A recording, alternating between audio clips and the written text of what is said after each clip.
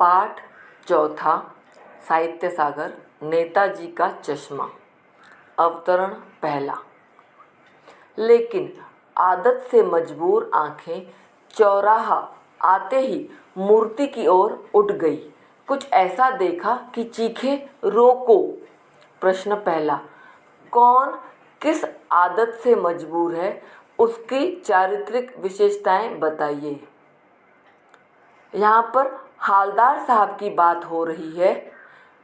वे हर 15वें दिन कंपनी के काम से इस कस्बे से गुजरते, जिसकी हृदय स्थली में नेताजी सुभाष चंद्र बोस की मूर्ति स्थापित थी। वे जब भी इस कस्बे से गुजरते तो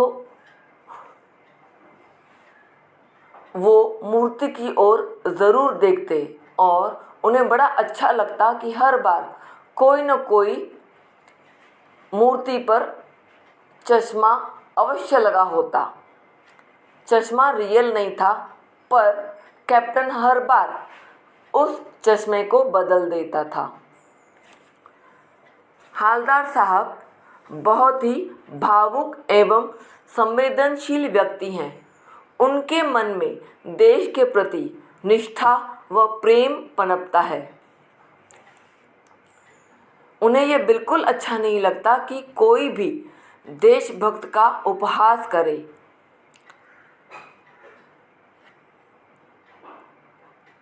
हालदार साहब के मन में कैप्टन चश्मे वाले के प्रति प्रेम भाव व सम्मान की भावना है। जब अंतिम बार उन्होंने मूर्ति पर सरकंडे से बना चश्मा देखा तो उनकी आंखों में अश्रु आ गए। वह आने वाली पीढ़ी के जज्बे से भावुक हो उठते हैं। प्रश्न 2, उस दिन ऐसी कौन सी चीज़ उन्होंने देखी कि इतना उत्तेजित हो गए। जब हालदार साहब उस कस्बे से गुजर रहे थे तो पिछले 2 बारी से मूर्ति पर कोई भी चश्मा नहीं था, क्योंकि कैप्टन जो कि चश्मे बदल देता था वो अभी मर चुका था।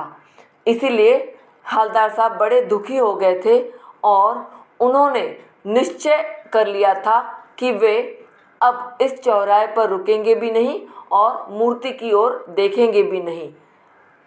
पर जब वे वहाँ से गुजरे तो उन्होंने आदत से मजबूर उनकी आंखें मूर्ति की ओर गई और उन्होंने देखा कि नेताजी सुभाष चंद्र बोस की आंखों पर सरकंडे का चश्मा लगा हुआ था। इतना देखकर वे काफ़ी उत्तेजित हो गए। प्रश्न तीसरा, वे मूर्ति के सामने अटेंशन की मुद्रा में क्यों खड़े हो गए। इसमें उनकी किस भावना का पता चलता है।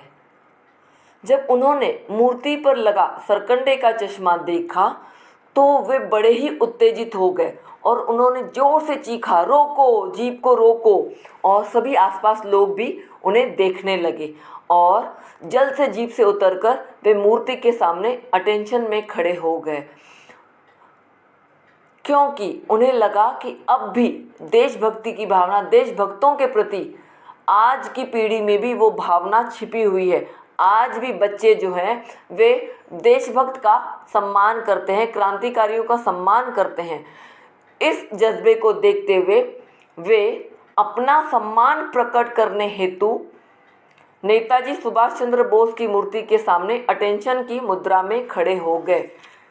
इससे उनकी देशभक्ति की भावना और क्रांतिकारियों के प्रति सम्मान की भावना झलक पड़ती है। वे आने वाली पीढ़ी के जज्बे को देखकर भावुक हो जाते हैं और अपनी इस भावुकता को प्रकट करते हुए वे अटेंशन की मुद्रा में खड़े हो जाते हैं। प्रश्न चौथा, इस कहानी के द्वारा लेखक हमें क्या संदेश देना चाहते हैं। इस कहानी के द्वारा लेखक हमें बताना चाहते हैं कि देश के छोटे बड़े सभी व्यक्ति, यहाँ तक कि बच्चे भी अपने हृदय में देशभक्ति की भावनाएं रखते हैं। सभी का अपना अपना दृष्टिकोण व अभिव्यक्ति होती है। हम सभी का सामूहिक योगदान ही देश का निर्माण करता है। हमें किसी के योगदान को कम समझकर उसका उपहास नहीं करना चाहिए, उनका मजाक नहीं उड़ाना चाहिए। हम सभी में भी देशभक्ति की भावना को जागृत करना इस कहानी की सीख है।